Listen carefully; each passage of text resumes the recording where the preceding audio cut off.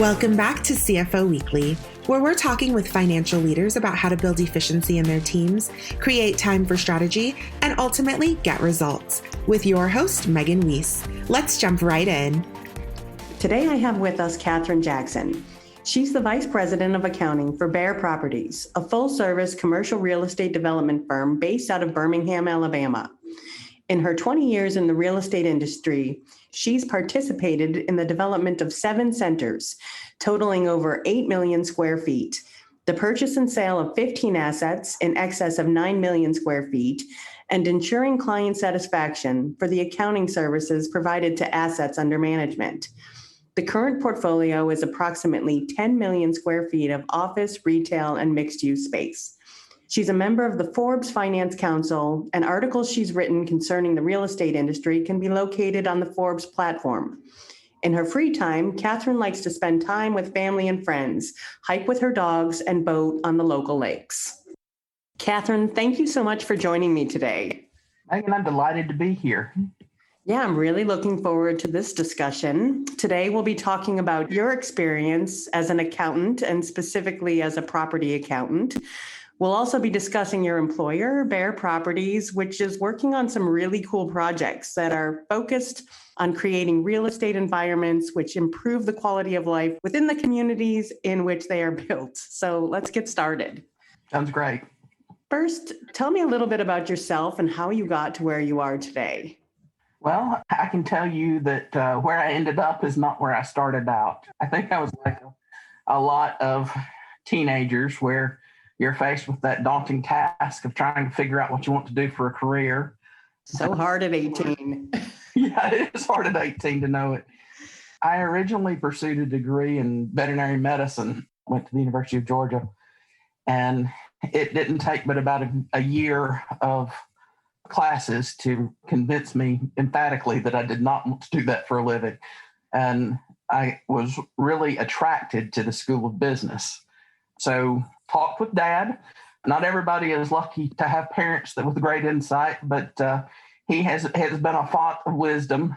And sometimes I don't want to hear his wisdom, but to give him credit, he usually has some good insights. And he talked a little bit with me, and he kind of shaped my trajectory toward accounting. In his words, he said, "Kid, at your age, you don't really know what you want to do for a living. Your best bet is to plan for flexibility." Great advice. A job in management that you can't hold with an accounting degree, but there are a lot of accounting jobs that you can't get with any other business degree.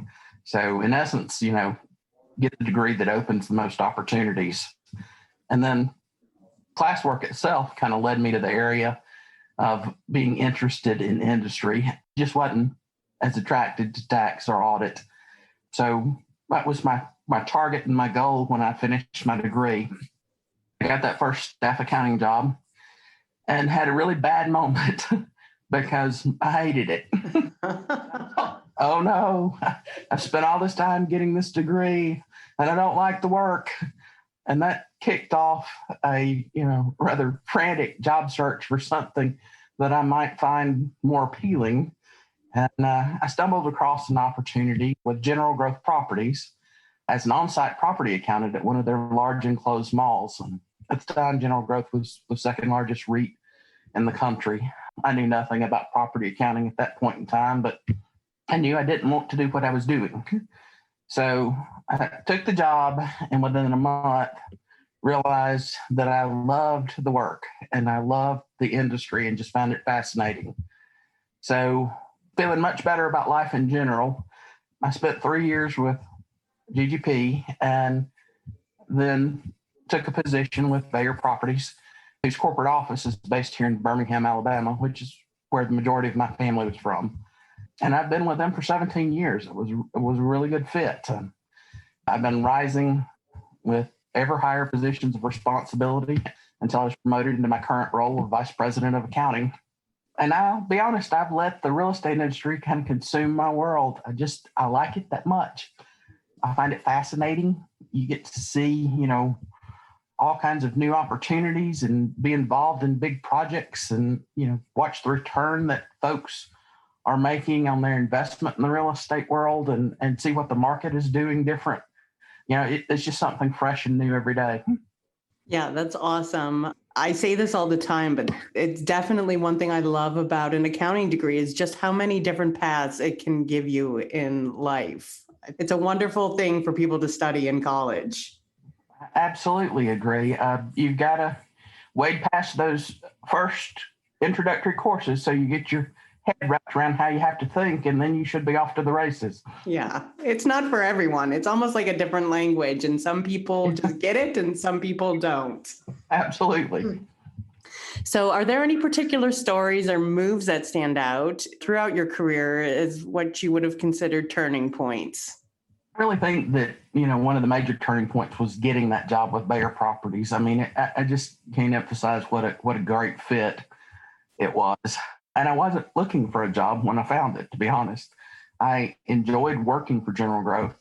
I was helping a younger cousin look for a job, but that Bayer job description, I mean, it read like it had been crafted specifically with me in mind. And I just thought, I've got to go talk to these people at least and see what they have to say. And my first interview was a screening interview with the vice president of HR. She evidently liked what I had to say because suddenly my one interview turned into more than one interview, and she got me in to see the CFO the same day. Wow. And evidently during the course of our discussion, I sealed the deal with the CFO without knowing that I was sealing it.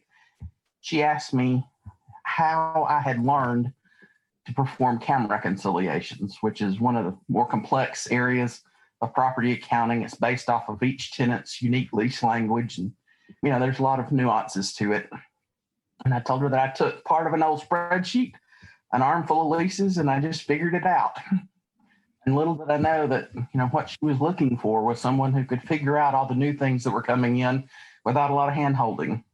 And after 3 months of working together, she was confident enough in my ability to offer me the position of director of property accounting and gave me management over APAR and all the property accountants. I would also mention during that same time period, talking about turning points, right before she offered me that promotion, my previous employer came back to me with a job offer for a different location and offered me about $15,000 more than I was making with Bayer. At that point in my career, $15,000 was a pretty big chunk of change. I, of course, went back to Dad, the purveyor of good, solid, common sense advice. And he said, you enjoyed your old company, but you were occasionally frustrated by the rigid structure. And you've been really excited about this new company. Money's not everything. If this feels like the right place, stick with it. The money will come if the company's as good as you think. So, I pondered that a lot because prior to joining Bayer, I had worked at much larger organizations, but had a lot of structure. And, I'd sit at my desk and I'd see a problem and I'd think I knew what needed to be done to fix it and couldn't get anybody above me to authorize me to make any changes.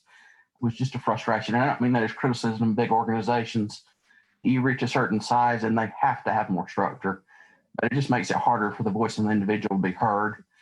Bayer was still small enough that, you had a much more intimate relationship between the owners and executives and the staff. I mean, I literally could walk 2 doors down to the owner's corner office and have a conversation about something if I felt passionately about it. So I thought about that and stayed with Bayer, and I've been with them, like I said, for 17 years. Started out a lot smaller when I first joined them and has grown like crazy over the years. And I will say one thing about growth is that it is never boring. You have to reinvent yourself along the way as what worked at one size doesn't work at the next size as the dynamics of the organization change. It sounds like your dad needs to write a book on life advice. I mean, he gives out some great advice.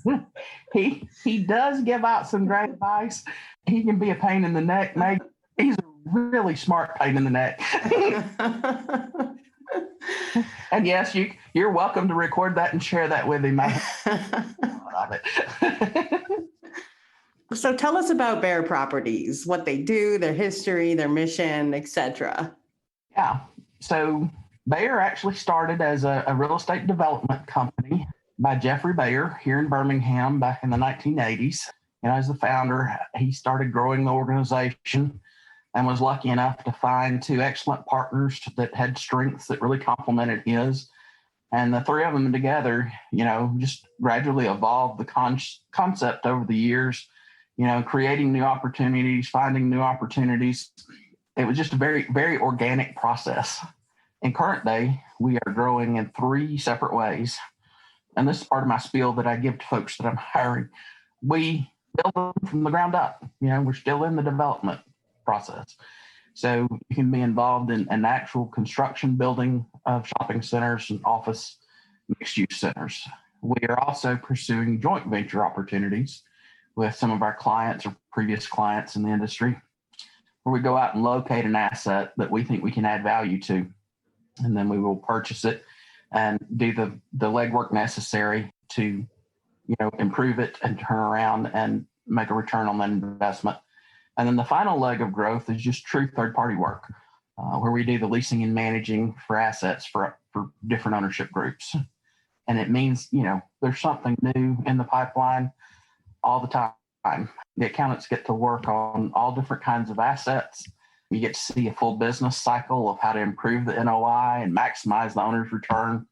Portfolio size fluctuates. That's driven a lot by, when we sell the assets. We're working on improving them and generating the desired return. So there's a constant fluctuation.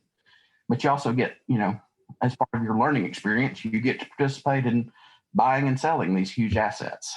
And I think, the company's underpinning or mission statements really simple and straightforward. It's creating places people love. And Bayer just learned that years ago that if you focus on the needs of your local community and the tenant mix and the needs of the tenant in your shopping center, the ROI pretty much takes care of itself. Yeah, just like your dad said. It will come. You said this before, but it's so nice to be at a company that's growing because you get to grow too. And I don't think there's anything worse than being stuck in a stagnant environment. I would agree completely. And, finding something that you're passionate about makes all the difference in the world, Megan. When you go to work and you're excited about what you're doing. So true. Makes it so pleasant. So tell us specifically about some of Bayer Properties' most recent projects. Sure. The two most recent development projects that we completed were the renovation of the Pizzitz in downtown Birmingham and a ground-up mixed-use development in Lexington, Kentucky called the Summit at Fritz Farms. Both of those were really fascinating projects, had really unique challenges, for each of them. The Pizzitz was especially interesting to our group simply because that was a long-term goal of our owners. That was an iconic building from their youth. It used to be a big deal in downtown Birmingham to go to the Pizzitz building and see the Christmas displays. Now that was a standard holiday activity that everybody did. And so the real estate had run down and stood empty for years. And the guys really wanted to revitalize and repurpose that real estate. And so we renovated the building, got 6 floors of apartments, 14-stall food hall with Warby Parker on the ground floor. There's a co-working space that's, the new trend in office space. And then in the subfloor is the first brick and mortar location of the Sidewalk Film Festival. And, watching all of that come together is really fascinating. And I think that everything working on the project agreed. It was one of the most complicated ownership and financing structures we'd ever negotiated. It had multiple investors, it had HUD lending, it had historical tax credits, and about 8 different entities associated with it. It was a great learning experience. A little headache to get it all straightened out, just to be honest. But it's phenomenal to watch something like that come together. Yeah, I think everything worthwhile is a headache at one point or another. True. The Summit at Fritz Farms was a more traditional development for us, but it had its, own unique challenges. We worked with a local multifamily developer and sold them the apartment portion of the development, and we retained the retail. And with a partner, we built out the retail portion of it. We have a current project going that's another renovation in downtown Birmingham. Obviously we're very invested in the city that we're based in. We're in pre-development on the Hardwick building, which was, an industrial warehouse that had been sitting empty. We're converting it into 3 floors of office and a ground floor of retail that's going to have an emphasis in food and beverage. It's the Rotary Trail here in town, and we were able to secure some really great parking, which is not always the case in an urban development. It's coming along nicely. We got major milestones behind us as far as zoning and financing, and our entire team is super excited about it. And it's always fun when you're doing something in your backyard because you can schedule tours. Our construction department will take the whole accounting department through the building that they're gutting and renovating and talk us through what's happening, what's coming next, next steps, what do we hope to achieve, what's it going to look like at the end. You get to see the architectural renderings and stuff. I'd say Bayer has been exceptionally good about, making sure that everybody that's working real hard on these projects gets to enjoy the grand openings and make trips to participate in the ones that are further away. The ones in our backyard are easy to get to, but just make time for people to get to enjoy the fruits of their labor. A terrific way of showing appreciation for everybody's work. It keeps everybody feeling, like it's a team effort to be successful. And, just from my accounting department perspective, I've got a fairly young group, and these trips are big grand adventures, which frankly, from a practical standpoint, helps with employee retention. Yeah. And as accountants, I feel like it's so important to understand operations and understand what it is your company's doing and does. And I love that they do that. Absolutely. We try to get our property accountants an opportunity to be boots on the ground and walk the shopping center that they're working on and talk in person with the folks that are running it, just because it makes such a difference in your understanding. Yeah, and it sounds like some really cool developments where people can live, work, entertain. I mean, that's definitely the wave of the future right now. Absolutely. And it's so much fun, Megan, to see them come out of the ground. Yeah, I'm sure. And yeah, just a revival of old historic buildings. It's got to be so cool. It is. You find unique opportunities, and you also find some unique things buried in basements and stuff occasionally where you unearth stuff. And we unearthed a massive clock in the Pizitz building that was no telling how old. So fun exploratory on the renovation projects. Just out of curiosity, what is Sidewalk Film Festival? I've never heard of that. The Sidewalk Film Festival is like it sounds, it is a small, I guess they call them indie films. Uh-huh. You're asking the wrong person about films here. I don't watch much television or movies. But it's focused on, the smaller operators that are producing these artistic films. And it gets a lot of recognition in our area for some great dramas and some of the art-based attempts at theater. Thank you. So what are some of the unique opportunities that you've found to be associated with being a property accountant? Oh, I think there are several great things about the job, and I think it's a great way to grow your career. One of the major ones is at the entry level. I mean, a lot of entry level jobs are very narrow. I have folks that come to me all the time that, I worked on fixed assets. That's all I worked on. When you're a property accountant, your responsibility is broad as far as maintaining the books for the asset, and you're doing journal entries and balance sheet reconciliations and working in accounts receivable and payable and bank recs and fixed asset and straight line rent, month-end close, budgeting and forecasting. It is a very broad, encompassing exposure. And it's a heck of a resume builder, just to be honest. It doesn't take my guys but a couple of years to really have a resume worth presenting. You also interact with a broad range of people that build a lot of communication skills and business acumen. It's not just dealing with your accountants. very early in the process, you're in meetings with owners and upper executives, they got 20 years or more in the industry. And you can't help but learn from that kind of exposure. You might not be contributing a ton to the meeting, but you're sitting there absorbing all this wisdom that's being presented. Of course, it's also pretty intimidating for that younger staff. And, you have to make some allowances.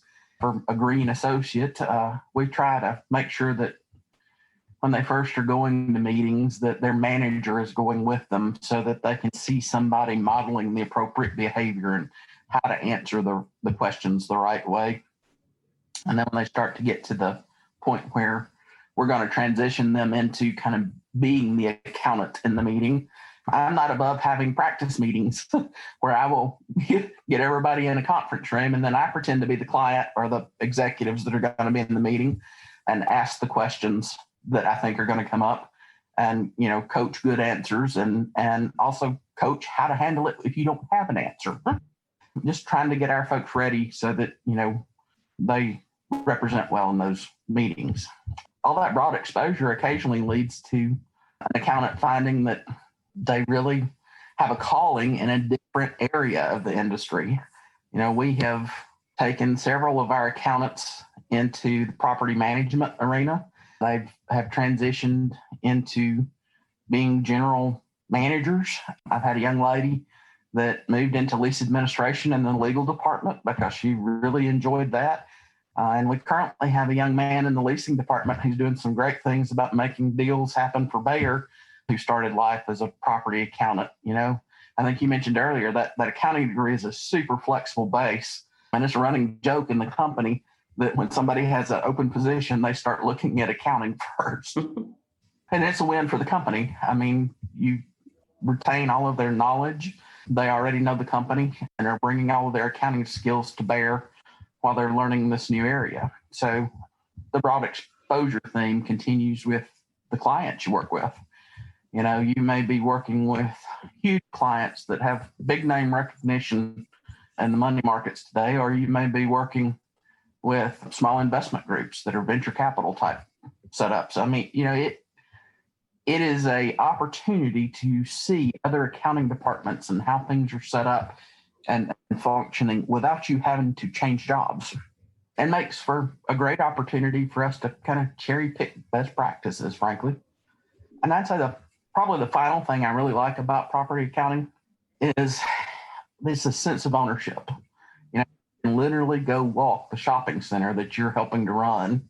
It's a very tangible connection to a concrete business entity rather than just streams of numbers. It may not help your accounting any to go walk on the roof of the shopping center or wander the back hallways, but it sure is fun and interesting. I had a young associate tell me once about, our flagship here in Birmingham. I said, I get just an extreme sense of satisfaction when I drive by that thinking, now that's mine. I run that and I make sure our people have the info they need. And, someone else told me once they were working on a big development. They said, I went to see my parents this weekend and I told them I secured a $70 million loan and was helping to spend every penny of it. A lovely sense of belonging and being invested in the outcome. Yeah. I mean, talk about being able to take ownership in your work. That's really, really nice. Yeah, it does. And it sucks people in. I'm telling you, Megan, come on, we'll get you a job. I love that Bear is so open to people moving within the organization. I feel like some companies make that so hard to do, and it shouldn't be that way. Yeah, agreed. And so what are the unique challenges that come along with property accounting? I'd say one of the biggest challenges in the industry is for the accountants is that they need to be a problem solver. There's a lot of good accountants in the world that are excellent at memorizing, applying rules, and following processes. And, that will help you do a lot of jobs in our profession. It absolutely won't get you where you need to be in real estate industry. There's just so much diversity. A lot of what drives our daily business is the leases, which govern the revenue stream of the asset. There's a lot of variation and complexity in those documents. A lot of variables in how different assets function. There's a lot of different requirements based on different ownership groups. Some of these big investment groups have got, a lot of hoops that need to be jumped through. Being able to think analytically about a problem is a big indicator of whether or not you're going to be successful in this industry. And I'd say one of the second challenges is the fact that you do work with such a very diverse team.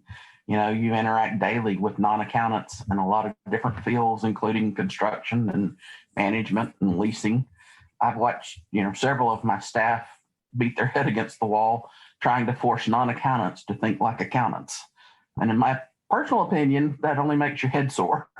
I find it much more productive and easier to get what I need by changing my approach to something that feels comfortable for them. So, we coach on that. Yeah, problem solving and people skills. It's so important as, processes become automated, and I feel like accountants have to evolve as well and move up the value chain. Yeah, it is a mantra in our department. Don't just process, think about it. Yep.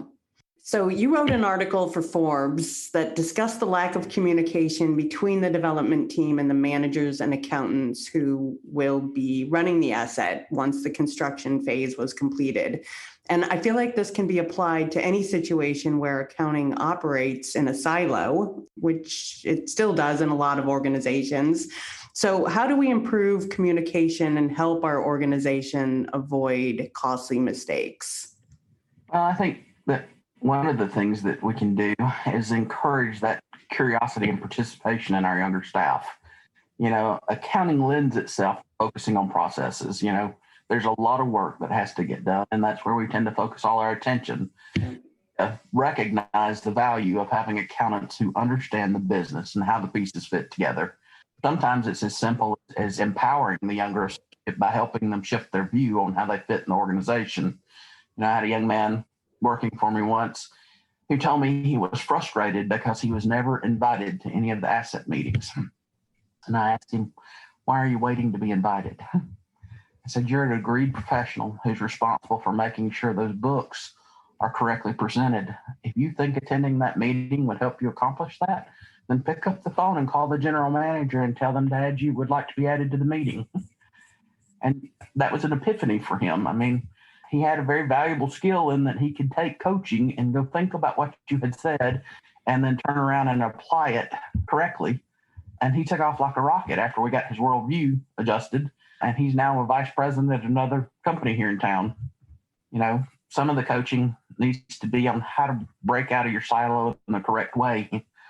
I find that frequently when I insert myself into a process and show I can be a help and not a hindrance, then I get invited back. Yep. It's all about how you insert yourself in the process. If it's done in a helpful manner, that doesn't hinder what the other departments are trying to achieve, then it works. If they perceive you as a roadblock, they will absolutely do everything they can to figure out how to not get you involved and avoid you. If you're perceived as a quote unquote safety net that's going to help them get it right, they'll call on you all the time. That comes naturally to some people, and some people need coached on it. I think that, just for accounting standpoint, a lot of times we have introverted staff that, occasionally need to be forced to get out of their comfort zone. That's not something they're going to willingly do on their own. But, their growth, it's good for them and it's good for the company, but you got to spend the time explaining to them why it's good for them and good for the company, and get their buy-in, because without it, you need to benefit from the exercise. Yeah, that's some really great advice. Breaking down silos. I mean, prove that you can bring value. And like you said, you'll definitely be invited back. Yeah. My problem, Megan, was never getting invited. It was getting invited too much. So the last time you and I spoke, we talked about the importance of getting the right person for a job, and you gave me a specific example. So will you share that story with the audience and talk to us a bit about how we can make sure we're not just throwing people at work without regard for their strengths and weaknesses?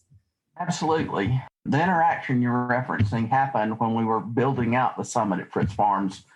Our CFO came to me one day and said, "I hate to ask this, but I've got to have 80% of one of your senior accountants, and I need them next week. I've got to have some help with someone at Fritz Farms.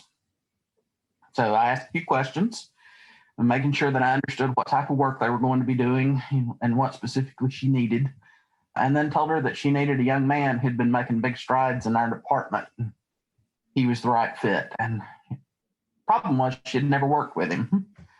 So she's, I'm not sure about that. How about, and referenced a specific young lady that she had worked with that she liked a lot. And I told her, that is absolutely the wrong person for what you need. She's really, really good, but she's an absolute perfectionist.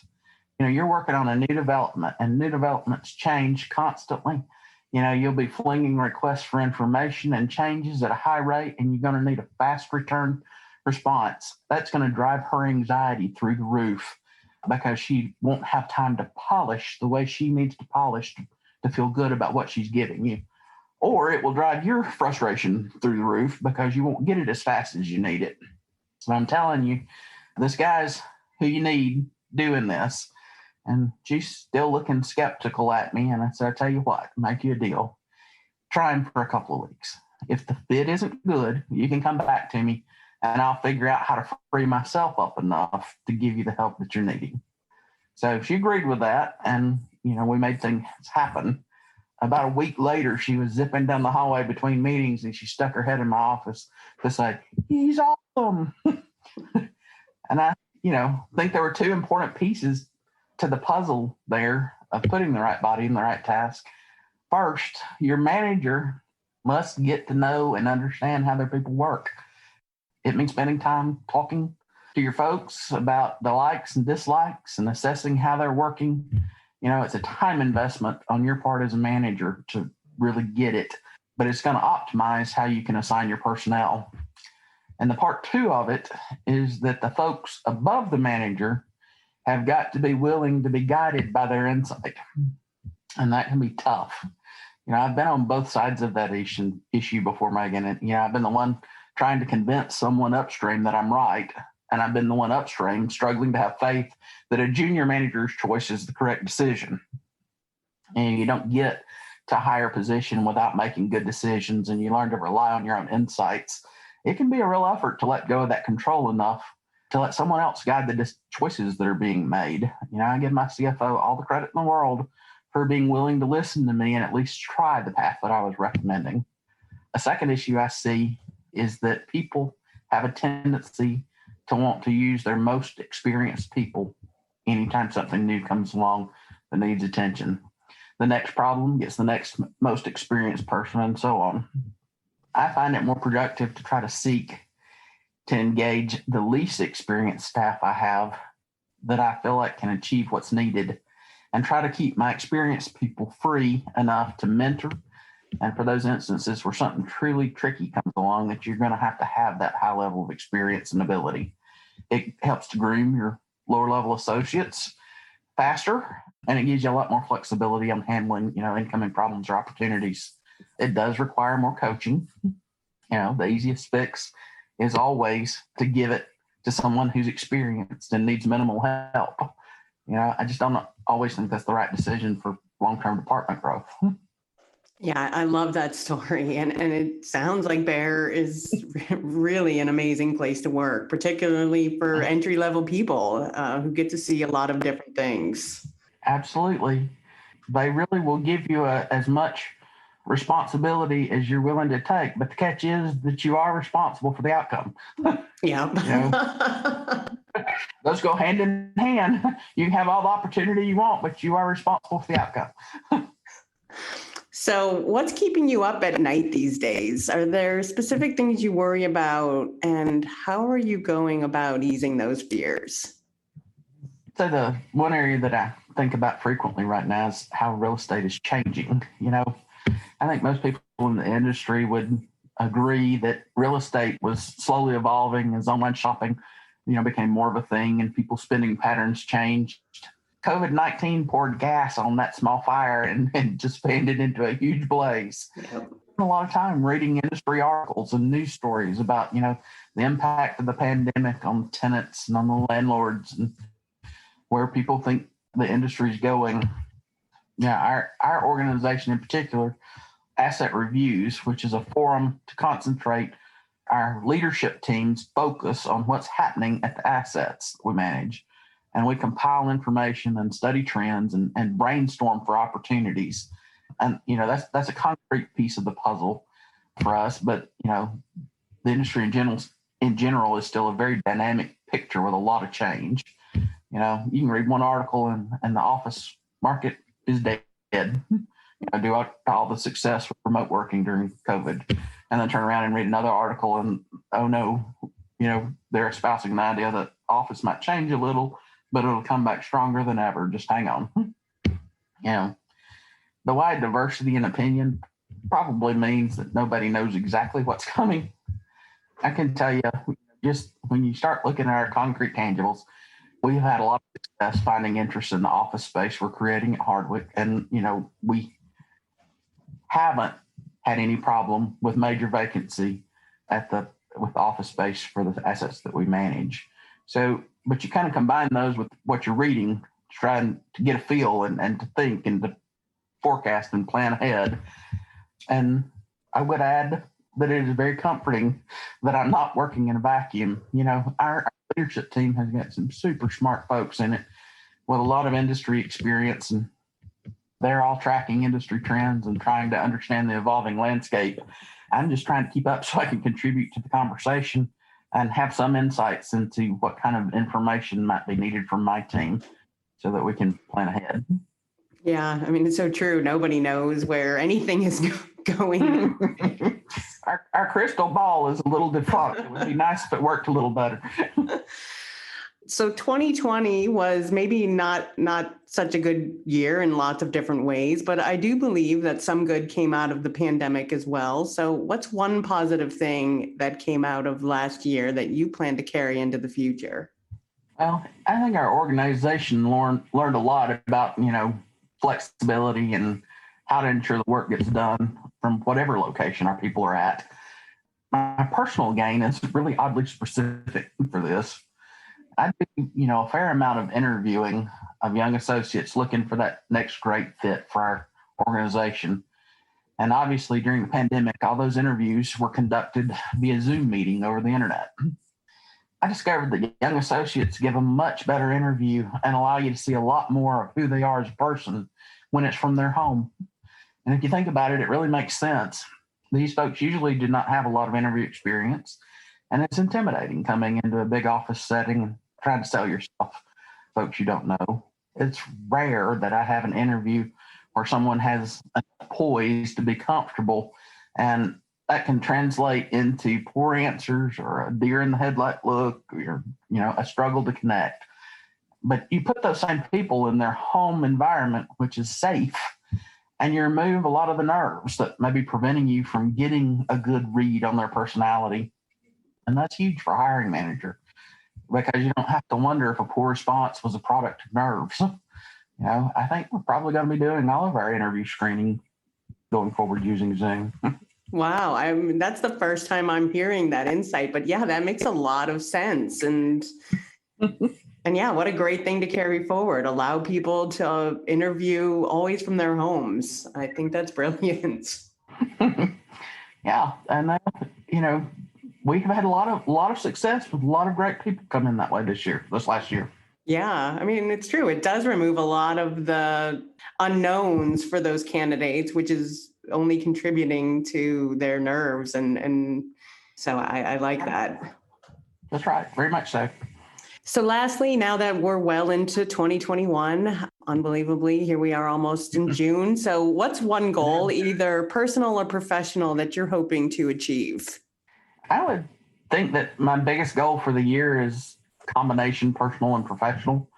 As I mentioned to you earlier, that I've been writing articles on real estate accounting and management topics that are being published by Forbes and are being real well received in our industry.